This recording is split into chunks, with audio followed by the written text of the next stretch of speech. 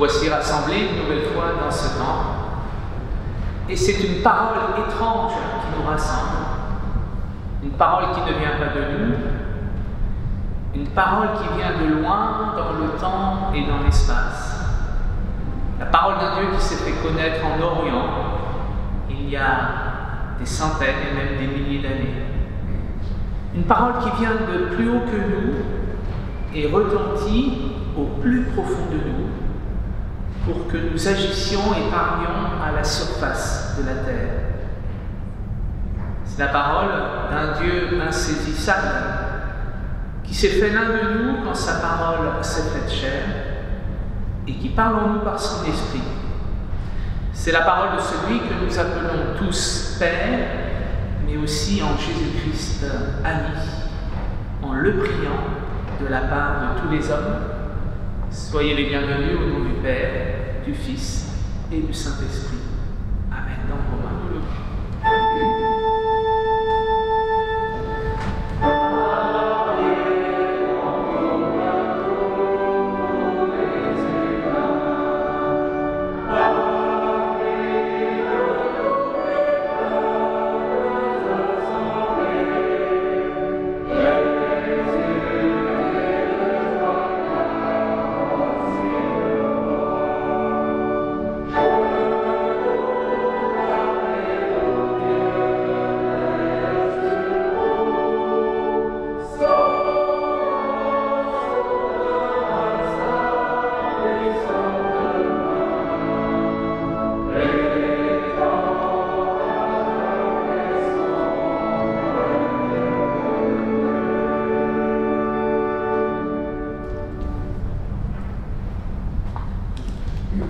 Louons le Seigneur avec cette louange juive, rocher de nos vies. Seigneur notre Dieu, rocher de nos vies, nous te rendons hommage, car tu es à jamais le rocher de nos vies, le bouclier de notre salut. C'est toi que nous remercions de génération en génération et nous racontons ta louange. Pour notre vie, qui est entre tes mains, pour nos âmes qui te sont confiées, pour tes miracles de tous les jours envers nous, pour tes prodiges et tes bienfaits à toute heure, le soir, le matin et à midi. Oui, Dieu de bonté, ta miséricorde ne s'achève pas, tes grâces ne tarissent pas, et notre espérance est en toi. Oh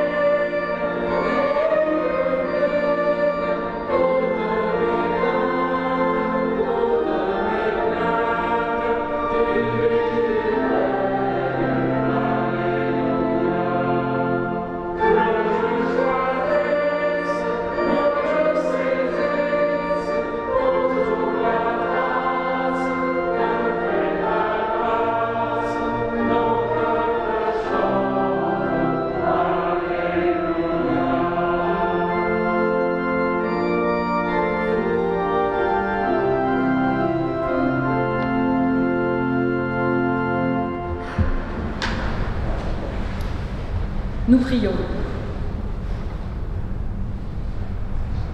À cette parole, l'homme s'assombrit. Il s'en va, tout triste, car il possédait beaucoup.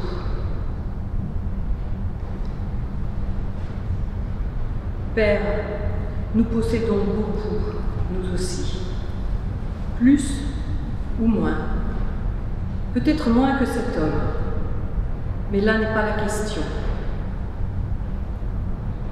Nous possédons et nous voulons garder ce qui fait notre vie.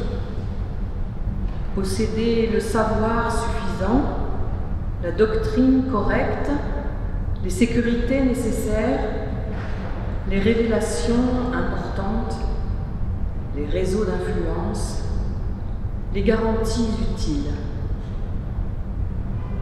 Et peut-être même, à travers tout cela, ou à travers nos attentes secrètes, te posséder un peu, toi.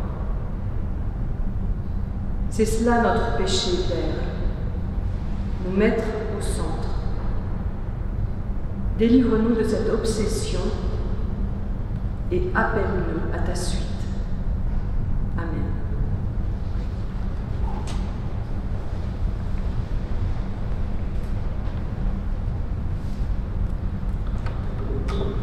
Dieu entend la prière de nos cœurs sincères et nous pouvons entendre alors cette parole de grâce ce matin qui nous est proposée par l'apôtre Paul, sa deuxième épître aux Corinthiens.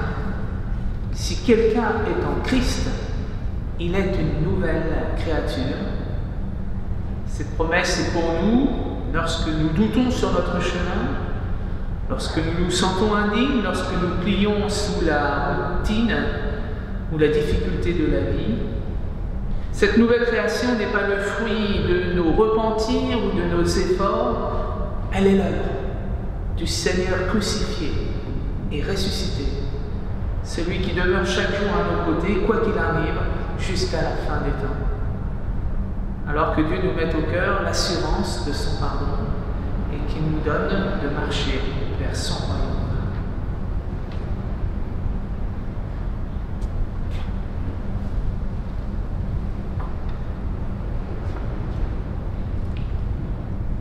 Et assurés du pardon de Dieu, nous écoutons sa volonté. Le décalogue d'après l'Exode 20 et Deutéronome 5. Je suis le Seigneur ton Dieu qui t'a libéré de l'esclavage. Tu n'auras pas d'autre Dieu devant ma face. Tu ne te feras pas d'image pour te prosterner devant elles et pour les servir, car je suis le Seigneur ton Dieu. Tu ne prendras pas en vain le nom du Seigneur ton Dieu. Souviens-toi du jour du repos pour le sanctifier. Honore ton père et ta mère.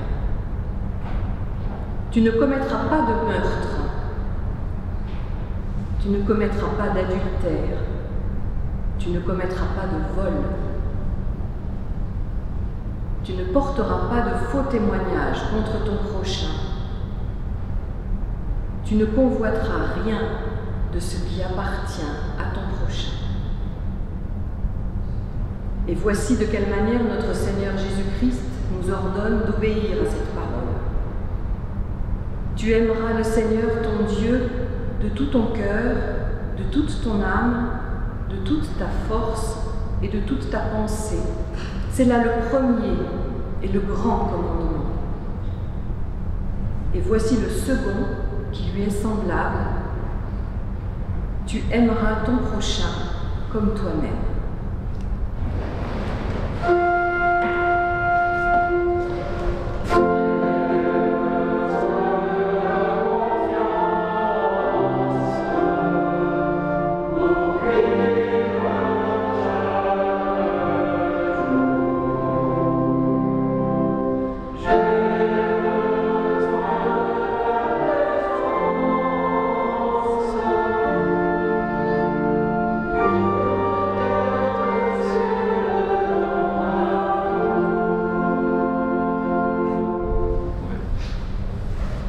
Au moment d'ouvrir la Bible, nous prions. Béni sois-tu, Seigneur, tu es proche, tu es insaisissable. Si nous essayons de mettre la main sur toi, tu passes au milieu de nous et tu t'en vas. Tu parles à nos oreilles, tu parles à nos cœurs, paroles fugitives et inoubliables, paroles de feu qui nous brûlent. Ton esprit souffle et transfigure nos vies. Mais comme le vent, nul ne sait d'où il vient, ni où il va. Seigneur, viens, rends ta parole vivante. Amen. Et nous lisons d'abord dans l'évangile de Marc, au chapitre 10, les versets 13 à 27. Des gens amenèrent des enfants à Jésus pour qu'il pose les mains sur eux. Mais les disciples leur firent des reproches. Quand Jésus vit cela, il s'indigna et dit à ses disciples : « Laissez les enfants venir à moi. Ne les en empêchez pas, car le royaume de Dieu appartient à ceux qui sont comme eux. Je vous le déclare, c'est la vérité. Celui qui ne reçoit pas le royaume de Dieu comme un enfant ne pourra jamais y entrer. » Ensuite, il prit les enfants dans ses bras, il posa les mains sur chacun d'eux et les bénit. Comme Jésus se mettait en route, un homme vint en courant, se jeta à genoux devant lui et lui demanda : « Bon maître, que dois-je faire pour obtenir la vie éternelle ?» Jésus lui dit : « Pourquoi m'appelles-tu bon ? Personne n'est bon, à part Dieu seul. Tu connais les commandements. Ne commets pas de meurtre, ne commets pas d'adultère, ne vole pas, ne prononce pas de faux témoignages contre quelqu'un, ne prends rien aux autres par tromperie, respecte ton père et ta mère. » L'homme lui répondit : « Maître, j'ai obéi à tous ces commandements depuis ma jeunesse. » Jésus le regarda avec amour et il lui dit : « Il te manque une chose. Va vendre tout ce que tu as et donne l'argent aux pauvres. Alors, tu auras des richesses dans le ciel. Puis, viens et suis-moi. » Mais quand l'homme entendit cela, il prit un air sombre et il s'en alla tout triste, parce qu'il avait de grands biens. Jésus regarda ses disciples qui l'entouraient et leur dit qu'il est difficile aux riches d'entrer dans le royaume de Dieu. Les disciples furent troublés par ces paroles. Mais Jésus leur dit encore : « Mes enfants, qu'il est difficile d'entrer dans le royaume de Dieu. Il est difficile à un chameau de passer par le trou d'une aiguille, mais il est encore plus difficile à un riche d'entrer dans le royaume de Dieu. »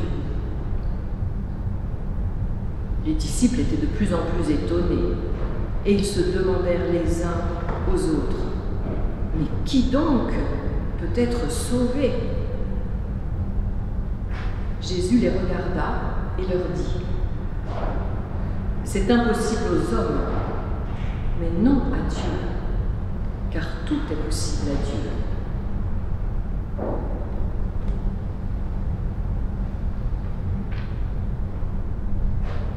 Et nous lisons encore dans l'évangile de Luc, au chapitre 12, les versets 13 à 21.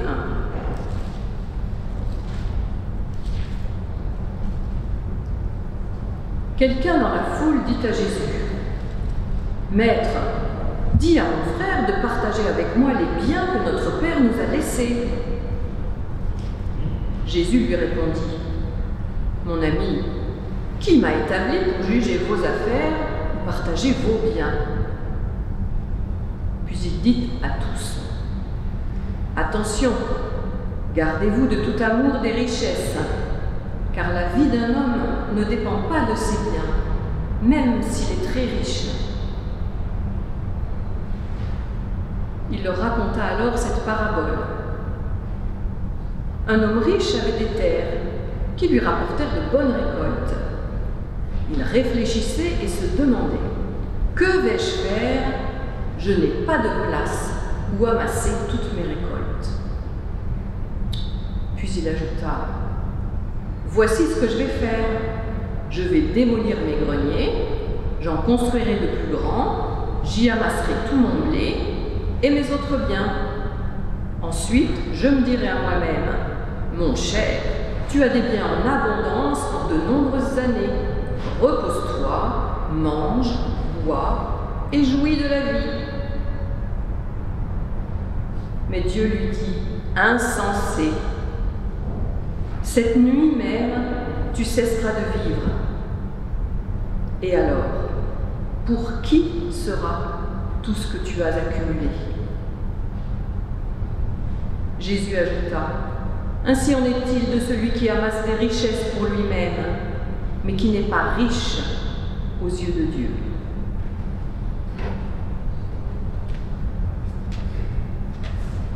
Seigneur, ta parole est la vérité. Sanctifie-nous par ta vérité.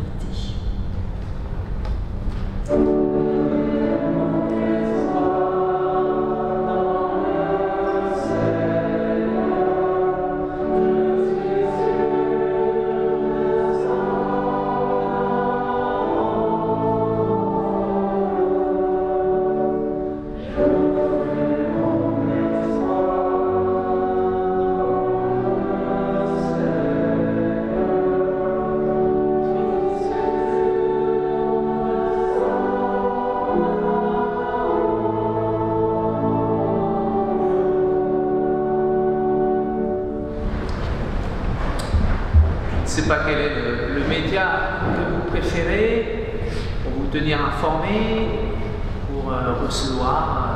On parle de culture dans vos vies, au cœur de vos vies. Moi, j'aime beaucoup la radio, et notamment France Culture, parce que c'est une radio qui donne le temps aux invités. On donne le temps aux invités de s'exprimer, on leur laisse le temps. Et les journalistes, quel que soit l'invité, même s'ils ne sont pas d'accord, évidemment, le journaliste n'est pas toujours d'accord avec les propos de son invité, c'est vrai aussi pour les journalistes de France Culture, mais il y a ce désir de laisser la personne en face de soi s'exprimer, aller jusqu'au bout de ses idées et de faire le pari que l'auditeur est intelligent. Et j'aime bien cette idée-là, quand même, de faire le pari que l'auditeur est intelligent.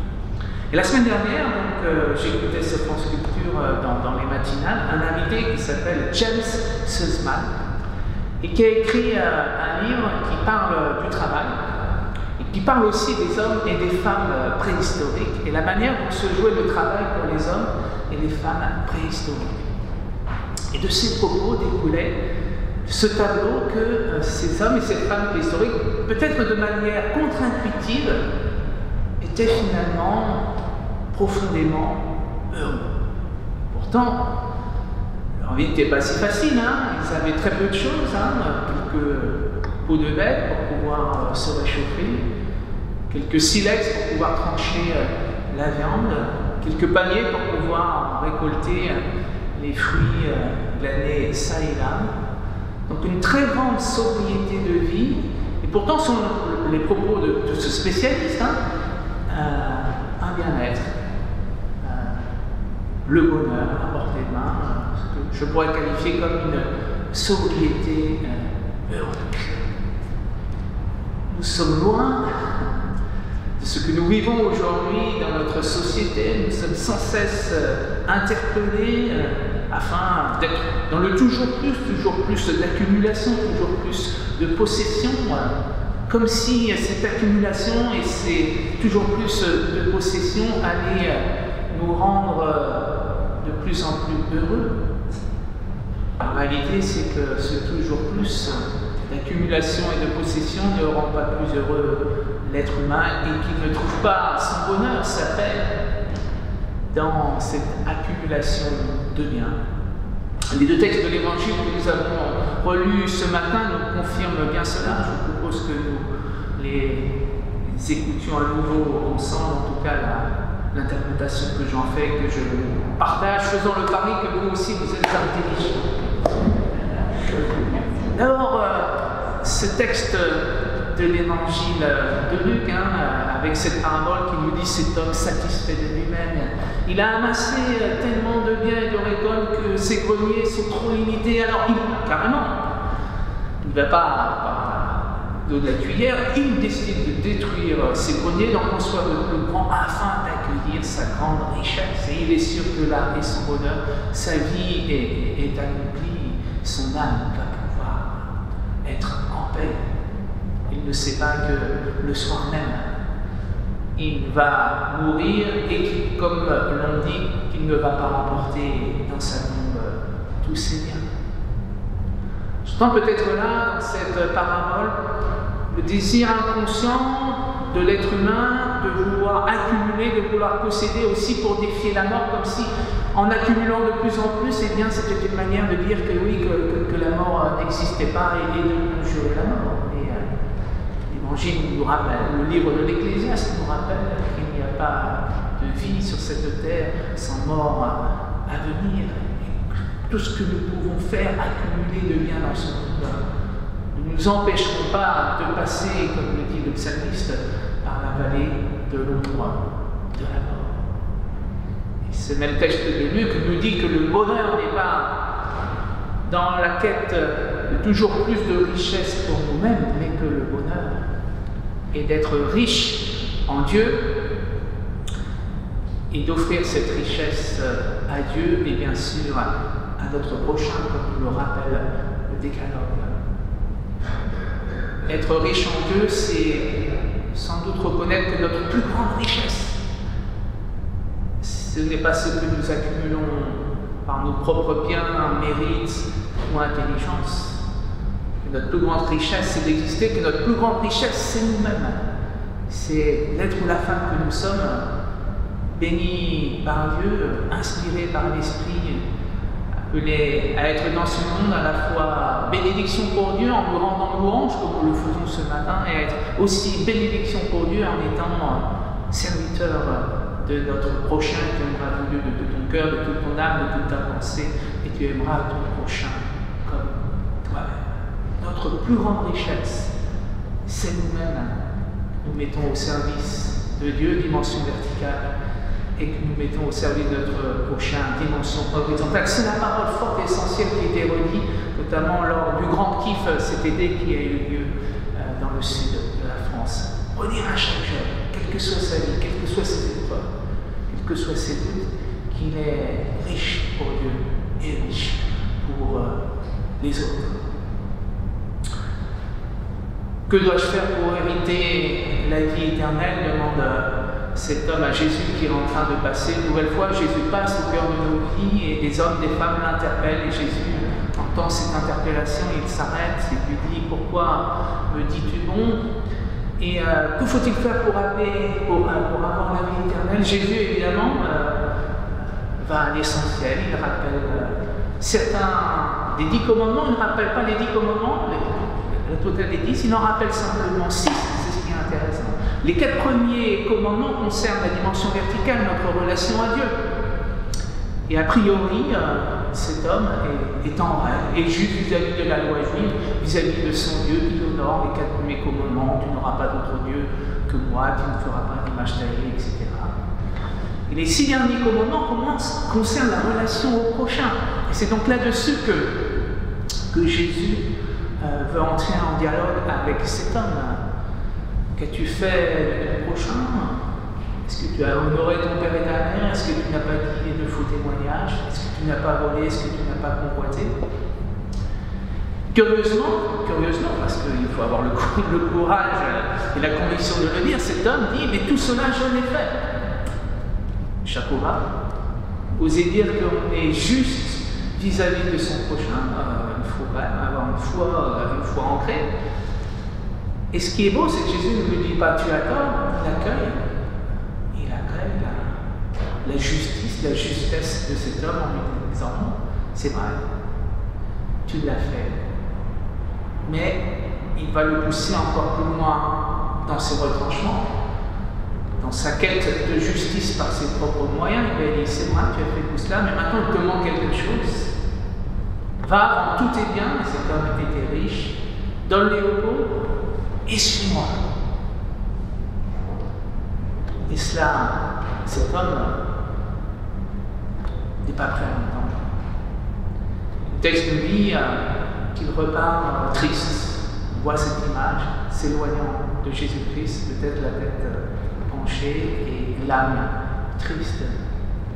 Je crois que c'est un des rares textes, sinon le seul texte, je n'ai pas vérifié, ou d'une rencontre avec Jésus, à part quand Jésus est en confrontation avec les scribes et les pharisiens. On est vraiment dans une confrontation, voilà, un affrontement, où des paroles fortes sont partagées. C'est la seule fois où un homme ou une femme qui n'est pas scribe ou pharisien repart de sa relation avec le Christ, non pas joyeux, non pas libéré, non pas transfiguré, non pas ressuscité, mais repart l'âme triste et le regard triste. Sans doute parce que là, Jésus, bien sûr, a touché juste, il a pointé là où était le manque de cet homme, lui qui voulait tout maîtriser, lui qui voulait gagner le royaume des cieux par ses propres forces, par sa justesse, par sa justice, par sa capacité à obéir à la loi, voir que pour lui aussi c'est impossible. Lui aussi c'est impossible d'accomplir la loi. Et à ce moment-là du texte, quand je l'ai lu, j'ai eu deux surprises que je vous partage.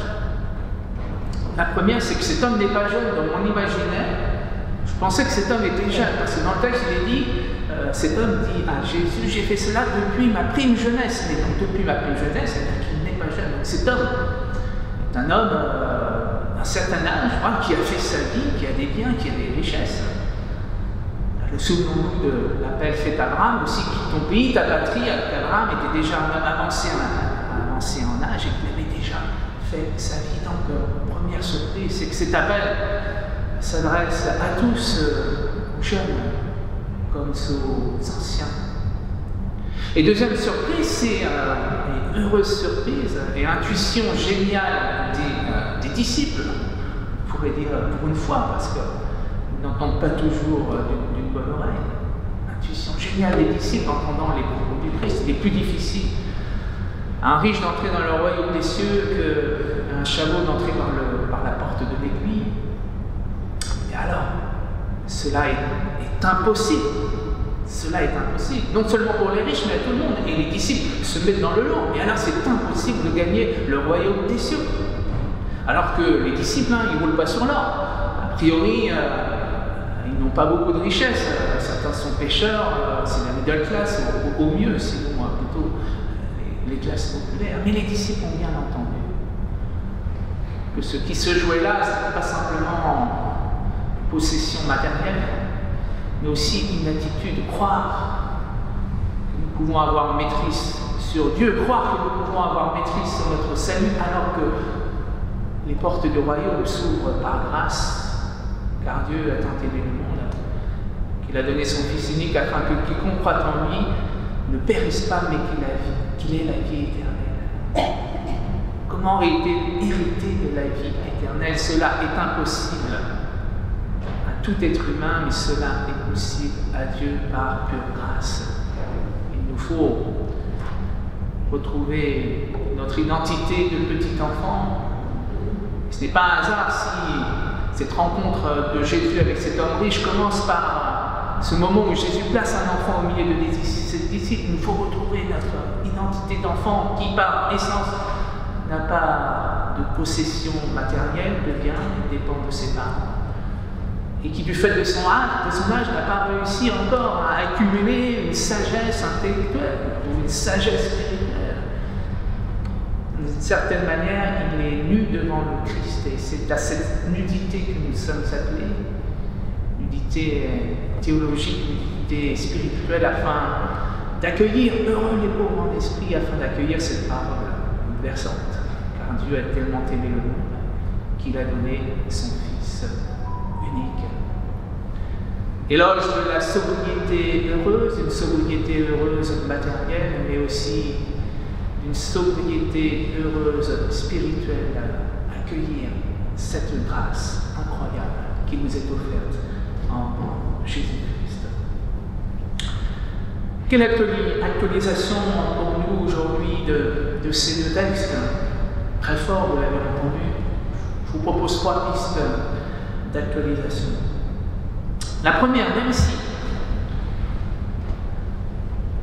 même si j'ai tenté de vous le partager, de replacer dans le contexte que cet appel du Christ à cet homme riche était un appel personnel. Il ne s'agit pas d'être dans une interprétation totalitaire et de croire et de dire qu'un appel spécifique à une personne est valable à toutes les personnes. Dieu est bien plus subtil que cela.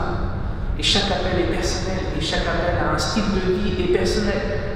Et même si ce jour-là, encore une fois, Jésus a dit à cet homme, vends tous tes biens pour le pousser dans ses retranchements et pour qu'il accueille le royaume des cieux comme une grâce, il nous faut entendre la radicalité de l'Évangile. L'Évangile, quelquefois, nous appelle à des positionnements, à des styles de vie radicaux. Et au nom de cet appel, des hommes et des femmes ont vendu leurs biens, ont quitté leur pays. Ils sont devenus des hommes et des femmes de foi qui se sont mis à la suite du Christ. Pour ne donner qu'un exemple, pour faire écho à la réunion du groupe des jeunes vendredi soir, nous avons revu ensemble ce film des hommes et des dieux sur les moines de Tibérie, qui savaient, qui avaient cette intuition qu'ils allaient mourir, en tout cas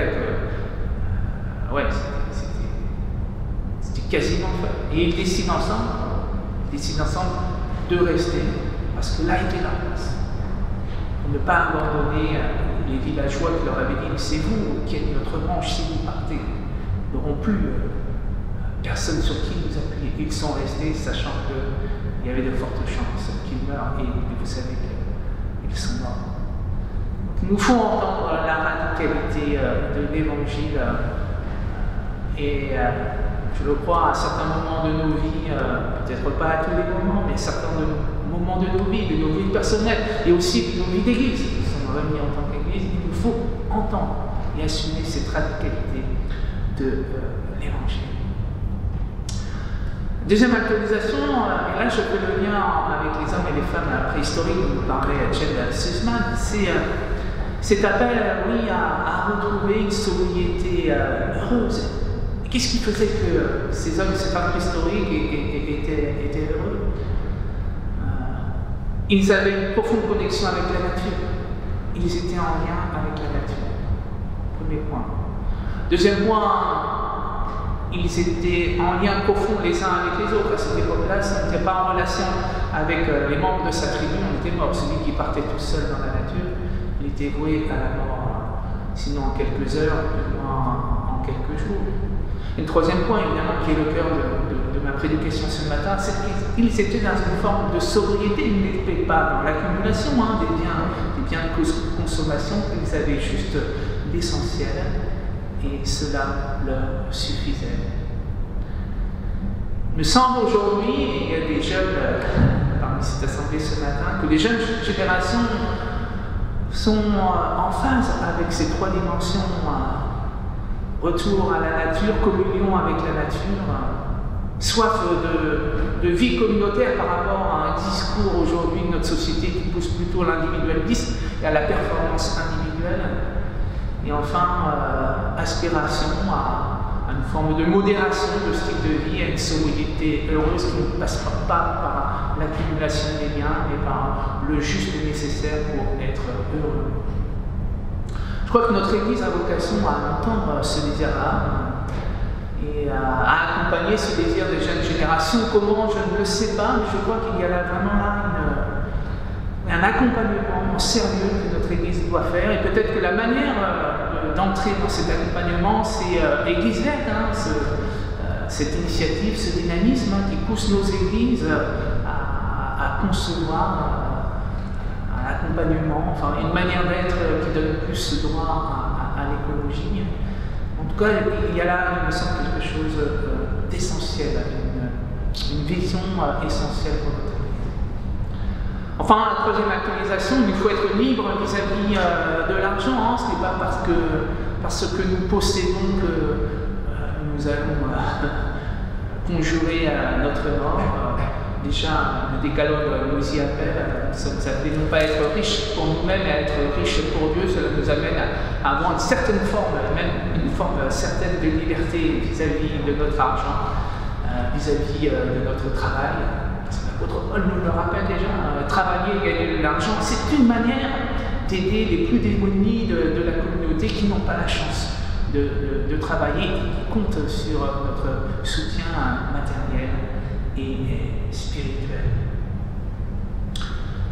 À quoi pensaient les hommes ou les femmes, on ne sait pas, qui peignaient dans les grottes de Lascaux, qui peignaient dans la grotte de Chauvet? À quoi pensaient-ils?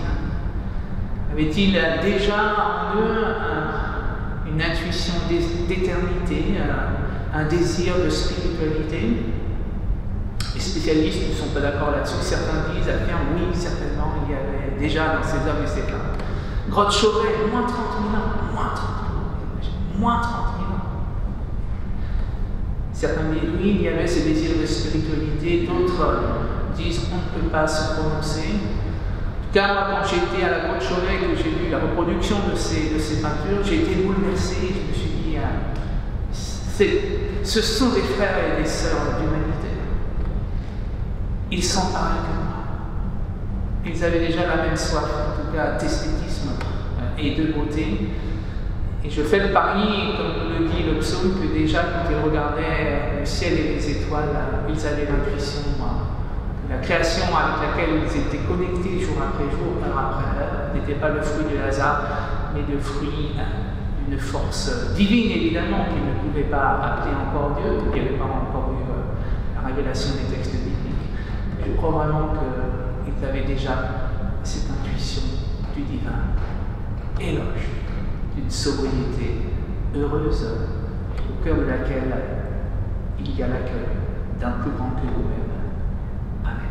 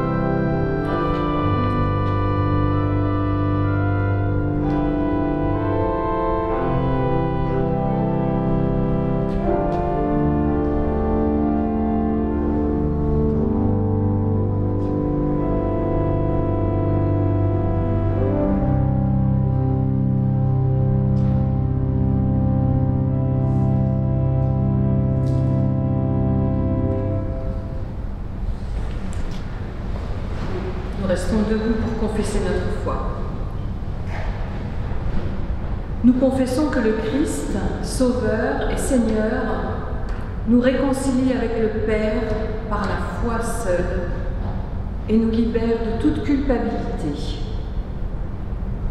Par l'annonce de l'Évangile, du don du baptême et la célébration de la Seine, il nous rassemble en Église sous l'autorité des Écritures illuminées par le Saint-Esprit. Il fait de nous des enfants de Dieu et nous associe à son œuvre de libération et de vie, en vue de la louange et de la prière, du témoignage et du service. Par là, il nous permet de collaborer avec lui pour faire du monde une création de Dieu dans l'attente de la nouveauté du royaume. Amen.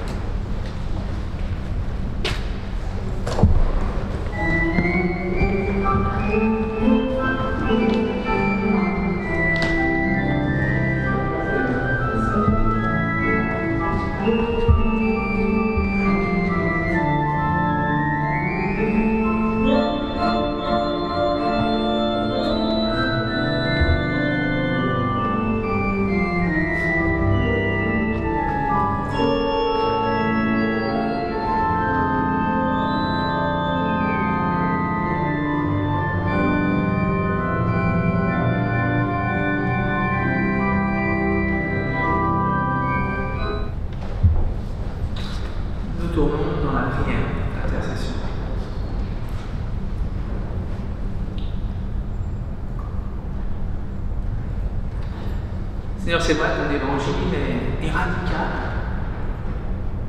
Et ce matin, nous avons entendu cette radicalité. D'abord, la radicalité de ton amour. Toi, Seigneur Jésus-Christ, qui as choisi en toute liberté de donner ta vie afin que les portes du royaume s'ouvrent pour chacune et chacun d'entre nous. Merci Seigneur pour cette grâce inaccessible à notre raison humaine. Garde-nous dans un esprit d'enfance qui nous permet de nous savoir nus, comme Adam et Ève. Nous savoir pauvres en esprit, afin que ta parole, afin que ta bonne nouvelle s'infiltre dans nos cœurs et y réside à jamais. Seigneur, merci pour tous les hommes, toutes les femmes, depuis que l'humanité existe. Merci pour tous ceux-là qui ont su entendre ton appel, la radicalité quelquefois de ton appel, qui ont su, tel Abraham, quitter leur pays pour aller vers celui que tu leur montrerais. Merci pour cet appel au mois de Tibérine, d'être là, au cœur du village, pour soigner, guérir, accompagner, être branche, rocher sur lesquels les hommes, les femmes et les enfants de ce village pouvaient s'appuyer. Merci pour leur foi. Seigneur, donne-nous la liberté de ton évangile vis-à-vis de ce que nous possédons de biens matériels ou de sagesse spirituelle. Donne-nous la liberté de savoir tout abandonner pour entendre et accueillir la nouveauté de ton évangile. C'est notre prière en tant qu'individu, mais peut-être encore plus ce matin en tant qu'Église rassemblée. Donne discernement et liberté à ton Église, et notamment à notre Église protestante unie de France, au moment où elle réfléchit à son avenir, à sa mission, au ministère nécessaire à cette mission. Oui, donne-lui liberté et discernement. Seigneur, tu nous appelles à une forme de vie communautaire et nous voulons intercéder les uns pour les autres, nous réjouir avec ceux qui sont dans la joie, et puis bien sûr nous voulons pleurer avec ceux qui sont dans la peine, avec tous ceux qui sont endeuillés, avec ceux qui traversent un temps de maladie, avec ceux qui savent que leur mort est prochaine. Fais résonner en eux la bonne nouvelle de ton évangile, qui nous vient déjà du Premier Testament. Quand je marcherai dans la vallée de l'ombre de la mort, je ne crains aucun mal, car Seigneur, ton bâton me guide. Seigneur, place ta paix dans les cœurs de ces personnes en fin de vie. Et puis Seigneur, nous voulons te prier pour les jeunes générations, celles qui doivent affronter de nombreuses crises, de nombreux défis, que tu leur donnes de la joie et de l'espérance.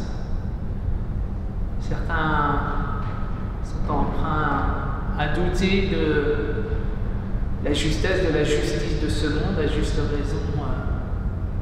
Fais-leur entendre ton évangile et donne-leur la force, l'imagination, la créativité pour répondre à ton appel tel qu'ils l'entendent eux, d'abord, grâce à la puissance de ton Esprit Saint. Seigneur, merci parce que tu nous donnes la grâce ce matin de pouvoir ensemble écouter ton évangile dans un temple chauffé, dans un temple où nous nous sentons heureux et en paix.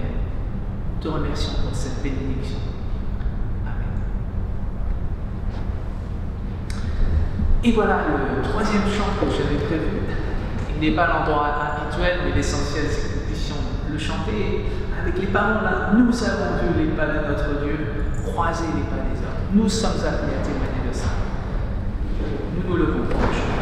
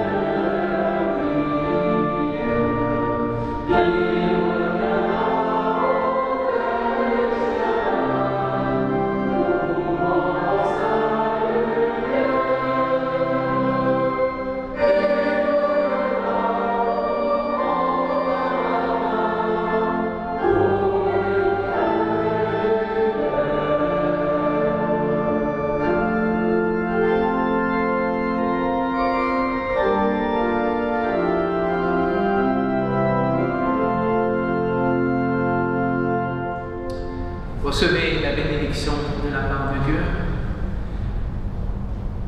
Que l'Éternel fasse rayonner sur vous sa paix.